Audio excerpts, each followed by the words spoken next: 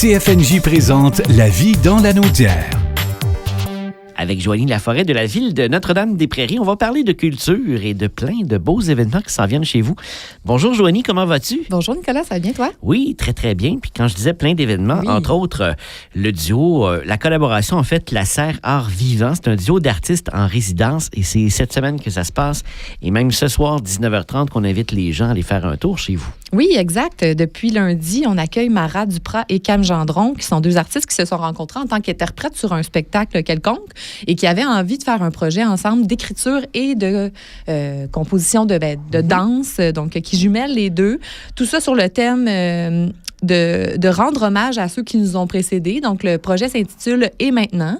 Donc, qu'est-ce qu'on fait avec les gens qui ont passé avant nous et qui nous ont menés où nous en sommes et comment on peut leur rendre hommage. Donc, ce soir, en fait, on vous donne rendez-vous à une sortie de résidence où il y aura un échange, vraiment par une discussion, certaines lectures de ce qui a été écrit au courant de la semaine de ces deux artistes et avec quelques mises en mouvement là, tirées justement de ces extraits.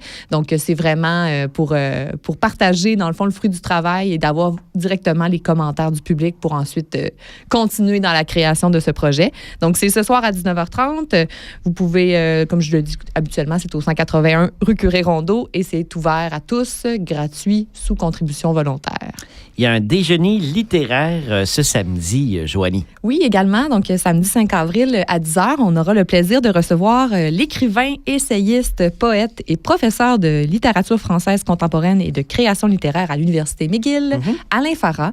Donc, Alain Farah, dont son plus récent roman est 1000 secrets, 1000 dangers, qui est paru en 2021, qui a remporté de nombreux prix assez renommés. Là, le prix du gouverneur général, les prix littéraires du gouverneur général, le prix Ringuet. Il a également été finaliste au prix des libraires et au prix littéraire des collégiens et même à un prix français, le prix André Malraux. Ah. Donc, c'est un livre qui est à saveur autobiographique et en fait, même ce livre va être adapté prochainement au cinéma par Philippe Falardeau, donc qu'on connaît quand même assez bien. Ben oui. Donc, c'est une rencontre super intéressante qui nous attend ce samedi. Il va pouvoir autant échanger là, sur ses projets en cours que sur ce livre qui a marqué quand même l'attention, qui a capté l'attention de plusieurs lecteurs. Donc, c'est ce samedi. Les portes trouvent à 9h30 et habituellement, on demande de réserver vos places à la bibliothèque. Rendu à cette date, là, vous pouvez tout de même vous présenter. C'est juste qu'on ne vous a pas calculé dans les viennoiseries. Donc, vous pouvez venir assister à la rencontre, mais idéalement, là, de ne pas piger dans le buffet. Ben, on aurait dû y penser avant. Oui, c'est ça. Joanie, la semaine prochaine, c'est tout en country qu'on va accueillir des artistes en résidence. Oui, on aura le plaisir de recevoir Guillaume Lafont, qui est en fait, il a déjà participé à Star Academy en 2021, si vous suivez cette émission. C'est un auteur, compositeur, interprète, justement, country, qui se démarque vraiment par sa présence sur scène, qui est vraiment authentique dans le country.